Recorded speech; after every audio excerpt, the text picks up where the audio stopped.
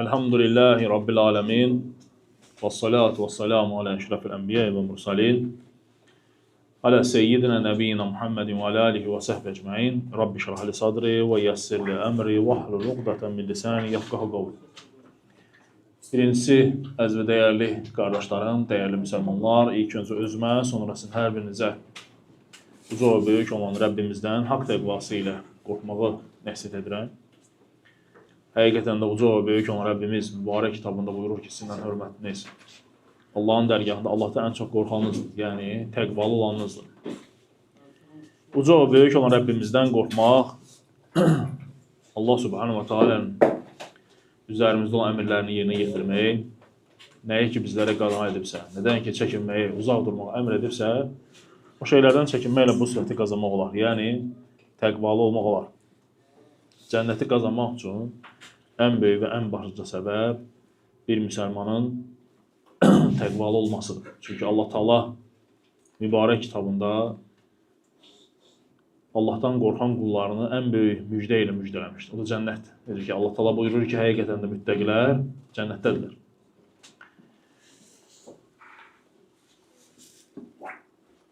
Deməli, qardaşlar, bu günləri tabinlərdən olan Əbu İshaq İbrahim ibn Ədhəm Əl-Bəlxi adında bir tabinin bir nəsiyyətini oxuyacaq.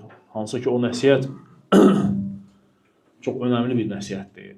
Və 10 dənə nəsiyyətdir ki, hansı ki, o 10 nəsiyyət hər bir müsəlmana lazım olandır.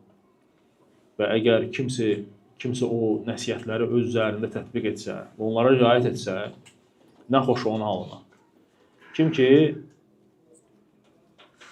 ki o şeylərdən uzaq olarsa, o şeylərə riayət etməzsə, vallahi ki, özündən başqa heç kəsi qınamasın. Əbu İshaq İbrahim ibn Ədhəm rahiməhullah tabinlərdən idi.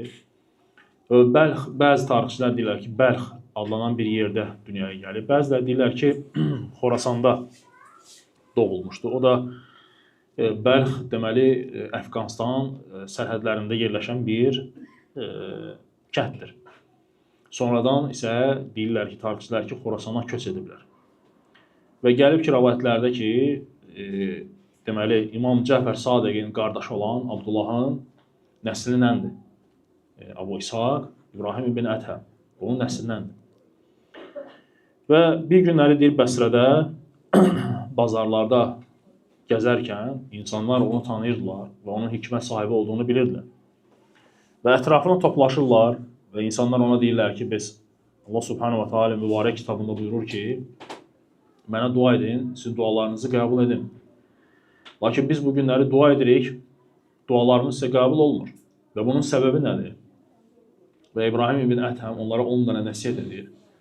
Və deyir ki, sizin qəlbləriniz bu 10 səbəbə görə öldüyü üçün, bu 10 dənə səbəbə görə öldüyü üçün dualarınız qəbul olunmur. Dualarınız qəbul olunmur. Və İbrahim ibn Ədhəm rahiməhullah deyir ki, birinci, Allah Taalanı tanıdığınızı iddia etdiniz, lakin onun haqqını dil vermədiniz. Allah subhanahu ta'ala insan həyatda hər bir şey itirə bilər. O itirdiyi o şeylərin əvəzi var. Lakin kim ki Allahı itirərsə, kim ki Allahı unudarsa, o insan dünyada ən bədbəxt, həmçinin ahirətdə də ən bədbəxt insandır. Çünki Allah subhanahu ta'alanın əvəzi yoxdur. Ona görə də İnsanlar içərisində Allah Taala'dan ən çox alimlər qorxar. Nə üçün? Çünki onlar öz Rəblərini daha çox tanıdıqları üçün. Allahın əmrlərini daha çox yerinə yetirdikləri üçün və Allah Taala'nın qadağan etdiklərindən daha çox çəkindikləri üçün. Ona görə də İbrahim ibn Ədhəm rahiməhullah onlara deyir ki, Allah Taala'nın tanıdığınızı iddia etdiniz, lakin onun haqqını vermədiniz. Onun haqqını vermədiniz. Nə çox insanlar ki, hansı ki, deyirlər ki, qurban olma Allaha. Halbuki, Allaha qurban olmaq lazım deyil. Allah subhanahu ta'alanın üzərimizə əmr etdiyi o ibadətləri yerinə yetirmək Allah subhanahu ta'alanın öz qulları üzərində nədir? Olan haqqlarındandır. Ki, insanlar Allah Taalanın onlara əmr etdiyi o ibadətləri yerinə yetirsinlər. Namazdır, orucdur, zəkatdır, həcdir. Hansı ki, Allah Taala insanları xəlq etməsində, cinləri və insanları yaratmasında məqsəd səbəb budur. Ki, sən Allaha ibadət edəsən. Allah Taala'nın razı qaldığı, sevdiyi o ibadətləri yerinə yetirəsən. Deməli, insanın tək Allahı tanıdıq deməklə kifayət deyil. Allahı tanımaqla bərabər sən Allah Taala'nın sənin üzərində olan əmrlərini etməlisən, yerinə yetirməlisən. Sonra İbrahim ibn Ətəm rahimehullah insanlara deyir ki, dualarınızın qəbul olunmamasından səbəblərdən biri də, qardaşlarım, Allah Resulü sallallahu aleyhi ve selləmi sevdiyinizi iddia etdiniz, lakin onun sünnəsini tərk etdiniz. Nə çox insanlar, hansı ki Peyğəmbər sallallahu aleyhi ve selləmi sevdiklərini iddia edirlər. Və yaxud da sahabələri, Həzrət Əlini sevdiklərini iddia edənlər nə çoxdur. Halbuki Həzrət Əli onların sevgisindən uzaqdır. Onların sevməkləri Həzrət Əlinə ən batil bir sevgidir. Çünki belə bir sevgi yoxdur. Belə bir sevgi yoxdur. Çünki Allahın və onun Peyğəmbərinin sallallahu aleyhi ve selləmin bizə öyrətdiyi sevgi o cür nə olmur? O cür nə? Deyildir. Və Peyğəmbər sallallahu aleyhi ve selləmi də sevənlər var idi, hansı ki iddia etdilər ki biz sevirik. Və Allah Rasulunun yanına gəldilər və Allah Taala onlar üçün ayə nazil etdi və Əl-İmran surəsindəki hansı ki Allah Taala buyurur ki əgər məni sevirsinizsə, yəni Peyğəmbərin ardınca gəlin, Peyğəmbərə tabe olun, Allah Rasuluna. Allah da sizi sevsin və günahların üstünü örtüb sizləri bağışlasın. Deməli, Allahın sevgisini qazanmaq və Peyğəmbər sallallahu aleyhi ve sellemin sevgisini qazanmaq quru söz deyil. Quru sözdən ibarət deyil. Elə deyəsən ki, mən sevirəm Allahı və onun Peyğəmbərini. Allahı və onun Peyğəmbərini sevən insan, Allahın və onun Peyğəmbərinin əmr etdiklərini nədir? Yerinə yetirməlidir. Yerinə yetirməlidir. Ona görə də bir insan öz valideynin sevdiyini iddia edə bilər. Lakin aparıb onu qocalar evinə atırsa, o sevgi deyil. Anasına baxmırsa, haqqını ödəmirsə, lakin elə oturanda dostların arasında deyir ki, mən anamı sevirəm, mən atamı sevirəm, amma anası, atası o sevgidən uzaqdırlar, heç xəbərləri yoxdur ki, belə bir övladları var. O sevgi deyil. Eyni də Allahı, onun Peyğəmbərini sevməyi iddia etmək, onların əmr etdiklərini yerinə yetirməkdir, qardaşlarım. Onların əmr etdiklərini yerinə yetirməkdir. Ona görə də Peyğəmbər sallallahu aleyhi ve sellem insanlara onu İsa aleyhissalamı insanlar şişirdib Allahın oğlu və yaxud da bəzi Allah kimi qələmə verənləri qınadı. Dedi ki, deyin Allahın qulu və Rasulü, bu kifayətdir mənə. Deyin Allahın qulu və Rasulü, Abduhu və Rasulü. Bu kifayətdir Peyğəmbər sallallahu aleyhi ve sellem üçün. Ona görə də İbrahim ibn Ətəm rahimehullah ikinci tövsiyəsi o idi ki, Allahı, Rasulunu sevdiyinizi iddia etdiniz, lakin onun sünnəsini tərk etdiniz, sünnəsindən uzaq oldunuz. Aleyhissalam. Halbuki onun etmədiyi bidətləri insanlar ortaya gətirdilər. Allah Rasulü sallallahu aleyhi ve sellemin sahabələrin etmədiyi yeniliklər, bidətlər insanlar ortaya çıxartdılar. Halbuki sünnə qala-qala, sünnətə əməl etməyə ortalığa Allah və Rasulunun əmr etmədiklərini insanlar nədir? Etməyə başladılar. Sonra İbrahim ibn Ətəm rahimehullah onlara deyir ki, dualarınızın qəbul olunmamasına səbəblərdən biri də Quran oxudunuz, lakin onunla əməl etmədiniz. Quran oxudunuz, amma ona əməl etmədiniz. Vay o insanın halına ki, Allahın kitabından xəbərsizdir. Halbuki Allah Taala yer üzündə elə bir dünya yaranandan, Adəmdən ta Muhammed sallallahu aleyhi ve sellemə kimi və qiyamətə kimi yer üzünə Allah Taala belə bir kitab göndərməyib və gəlməyəcəkdir. Onun mislində, bərabərində, onun tayında. Çünki bu elə bir kitabdır ki, onu oxuduqca sən savab qazanırsan, mükafat qazanırsan. Bu elə bir kitabdır ki, möminlər üçün şəfadır, hidayət yoludur. Amma o kafirlərin zəlalətini artırır. Hər hərfinə görə Allah Taala sənə savab yazır. Görün, belə bir başqa bir kitab varmı? Yer üzündə belə bir kitab var. Hansı ki 5 dəfə, 10 dəfə oxunandan sonra qoyulsun kənara. Amma Allahın kitabı əsrlərdir oxunur, əzbərlənir. Hər gün məscidlərdə imamlar oxuyurlar, hafizlər əzbərləyirlər, müsəlmanlar dinləyirlər. Lakin bu kitab hamıya nədir? Oxuduqca insanlar daha da çox oxumaq istəyirlər bu kitabı. Ona görə də sələflərin həyatına baxanda biz görürük ki, sahabələr Allahın kitabından 10 ayə oxuyar, əzbərləyər, sonra keçərdilər növbəti 10 ayə. Yəni o ilə əməl edəndən sonra keçərdilər digər 10 ayətləri əzbərləməyə. Allahın ayətlərini oxuduqca onları yaşamaq, onlara əməl etmək lazım. Ona görə də İbrahim ibn Ətəm rahimehullah onlara deyir ki, siz Quran oxudunuz, lakin əməl etmədiniz o Qurana. Vay o insanın halına ki, o Quranı büküb qara bir parçaya, hardasa evdə saxlayıb, lazım olanda çıxardır, gözünün üstünə qoyur, təzədən gəldi qoyur ora. Vay olsun ona halına. Çünki o insan Rəbbini tanımır. Rəbbinin kitabından xəbərsizdir. Halbuki Allah Taala bu kitabı göndərib ki, insanlar açsınlar, oxusunlar və hidayət olunsunlar. Baxın, bu kitab hidayət üçün bir səbəbdir. İnsanlar bu kitabı oxumaqla doğru yola yönəlir. Amma insanlar görürsən, fikirlər qoyublar onu qara bir parçada, yuxarı başda və öpüb gözlərin üstünə qoyurlar. Halbuki içindən xəbərsizdirlər insanlar. İnsanlar içərisindən xəbərsiz. Və yaxud da görürsən ki, nə çox insanlar deyirlər ki, Quran-ı Kərim Allahın kitabıdır, qurban olum Allaha, nə namazları var, nə orucları var, nə zəkatları var, heç bir şeylər yox. Halbuki o Quran sənə əmr edir ki, namaz qıl, zəkat ver, oruç tut. Və Allah Taala da onun içində olanları, o əmrlərdən səndən qiyamət günü soruşacaq. Sonra İbrahim ibn Ətəm rahimehullah o insanlara deyir ki, dualarınızın qəbul olunmamasına səbəblərdən biri də 4-cü, Allahın nemətlərindən yediniz. Baxın, Allahın nemətlərindən yediniz, lakin layiqincə şükür etmədiniz Allaha. Allahın nemətlərindən yediniz, lakin Allah Taala'ya layiqincə şükür etmədiniz, qardaşlarım. Yer üzündə olan hər bir şey Allah Taala'nın nemətidir. Allah Subhanahu taala bizə hər bir şey verib yer üzündə. Yeyib, içmək, hansı ki ruzi. Halbuki bu gördüyümüz, bu nəfəs aldığımız bu havanın özü də Allah Taala tərəfindən bizə bir lütfdür, nemətdir. Allah Taala sənə verib və bunun qarşılığında səndən nə pul, nə para, heç bir şey istəmir bu havanın qarşılığında. O koronavirus vaxtı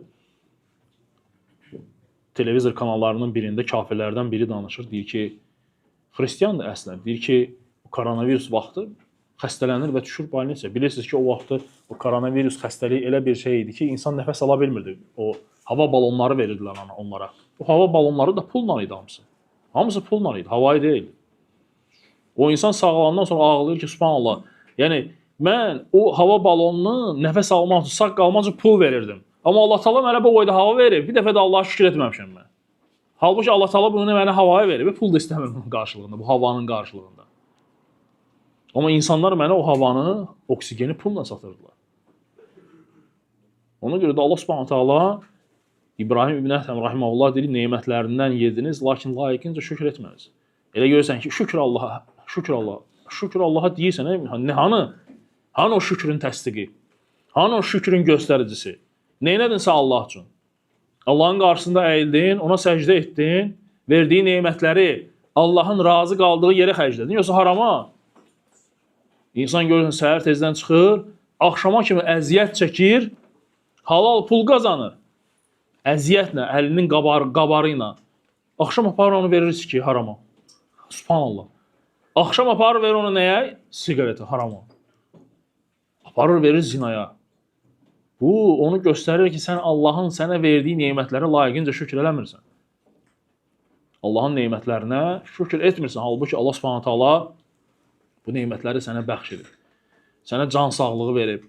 Əlin, qolun, gözün, ayağın, bədənin sağlamsan, iki ayağın üzərində yeriyirsən, lakin Allahın qarşısında əyilməyi istəmirsən.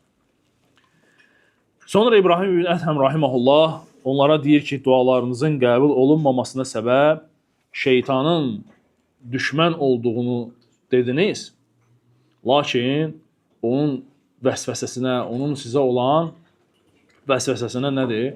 Müvafiq oldunuz, əməl etdiniz. Yəni şeytanın düşmən olduğunu deyirsiniz ki, iblis ən böyük düşməndir Adəm övladı üçün. Lakin yenə də onun dediyini eləyirsən.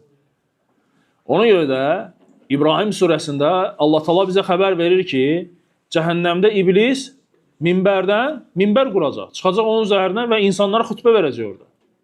Minbərin üzərindən insanlara cəhənnəmdə xütbə verəcək və deyəcək ki, Allah da sizə vəd vermişdi, lakin mən də vəd vermişdim. Lakin mən bu günləri vədimdən xilaf çıxdım. Mən sadəcə sizə bir dənə dedim ki, ged o günah elə.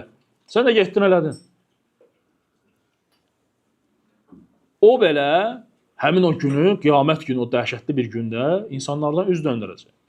Çünki insanlar axtaracaqlar axı kimin yaxasından yapışsınlar. Deyəcəklər ki, bizi bunlar azdırdı, ya Rəbbi. Bizi bunlar haqq yoldan, doğru yoldan uzaqlar. Bu bizi apardı zinaya, bu apardı bizi içki içməyə. Bu falan dostum apardı məni qumara, falan dostum apardı məni narkotika. Allah Subhanahu taala bizə xəbər verib Qurani Kərimdə ki, iblis sizin ən böyük və ən açıq aydın düşməninizdir. Onun addımlarının izi ilə getməyin. O Adəmi, sizin babanızı Adəmi cənnətdən qovulmasına səbəb oldu. Allah Subhanahu taala lənətinə düçar oldu. Cəhənnəmə əbədi olaraq daxil oldu iblis. Lakin görürsən ki, insanlar yenə də onu özlərinə nədir? Dost tuturlar iblisi. İblisin dediklərini eləyirlər. Halbuki Allah Subhanahu taala'nın əmr etdikləri ən gözəl namaz, oruc, zəkat. Onun isə əmr etdikləri qumar, zina, içki, adam öldürmək və s. kimi, sehirbazlıq və s. haram olan əməllər. Ona görə də İbrahim ibn Ətəm rahimehullah onlara deyir ki, şeytanın düşmən olduğunu dediniz, lakin ona müvafiq olduğunu, ona özünüzə dost tutunuz. Sonra 6-cı insanlara deyir ki, dualarınızın qəbul olunmamasına səbəb cənnətin haqq olduğunu dediniz, lakin onun üçün əməl eləmədiniz. Cənnətin haqq olduğunu dediniz, lakin ona aparan əməlləri etmədiniz. Cənnət haqqdır. Peyğəmbər sallallahu aleyhi ve sellem buyurur ki, cəhənnəm də haqqdır. Allah Rasulü buyurur, kim deyir, Allahdan cənnəti istəyərsə, qiyamət günü cənnət onun üçün şəfaətçi olacaq. Ki, ya Rəbbi, bu istəyib məni səndən. Ona görə də cənnətə düşmək üçün o əməlləri hamısını bizə Allah Subhanahu taala göstərib. Peyğəmbər sallallahu əleyhi və səlləm xəbər verib. Cənnəti haqq olduğunu dediniz, lakin onun üçün əməl etmədiniz. Cənnətə düşmək üçün əməl etmək. İnsanlara baxarsan, insanlar cəhənnəmə düşmək üçün əməl edirlər. Zina edirlər, içki içirlər, insanlara zülm edirlər, yetim malını yeyirlər, haqsızlıqlar edirlər, yalan danışırlar, qeybət edirlər, böhtan atırlar, nəmmamlıq edirlər. Halbuki Allah Subhanahu taala bütün bu haramları bizə qadağan edib. Bunlar hamısı səni cəhənnəmə aparır, cənnətə yox. Çünki ondan sonraki nəsihəti İbrahim ibn Ətəmin elə cəhənnəm idi. Deyir, cəhənnəmin haqq olduğunu dediniz, lakin ondan ibrət almadınız və yaxud da ondan uzaq olmağa çalışmadınız. Allah Subhanahu taala və onun peyğəmbəri cənnətə gedən, cəhənnəmə gedən yolların hamısını göstərib. Ona görə də insanlar cənnətə gedən yolları da bilməlidir və cəhənnəmə gedən yollarıdır. Allah Taala bu kitabı göndərib, peyğəmbərləri göndərib, bizi başsız buraxmayıb. İstəsəydi Allah Taala Qurani-Kərimi göndərər və kim necə istəyirsə o cürə də başa düşərdi. Lakin Allah Subhanahu taala onu açıqlayan, izah edəni göndərdi. Və o bizə Peyğəmbər sallallahu əleyhi və səlləm özümüzdən daha rəhimlidir. Allah Subhanahu taala isə ondan da rəhimlidir. Necə ki gəlib hədislərin birində ki, o gecə vaxtı kənd yerlərində görmüsünüz o balaca kəpənəklər olur, lampoçkaya işığına vururlar özlərini.